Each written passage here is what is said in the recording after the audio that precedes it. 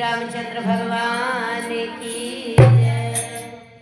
किसी की भावना समझने के लिए, अरे किसी की भावना समझने के लिए आपको दिमाग की नहीं बल्कि दिल की जरूर है, बल्कि दिल की जरूरत है।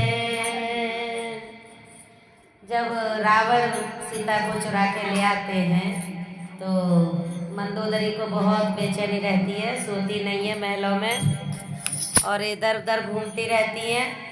तो रावण मंदोदरी से बोलते हैं कि आप सोती क्यों नहीं हो महलों में, इतना अच्छा मैंने आपके लिए सोने का महल बनवाया है, लेकिन आप सोते नहीं हो, मैं देखता हूँ और बहुत बेचैन रहती हो आप। तो मंदोदरी क्या बोलती हैं, हरे सजने सोने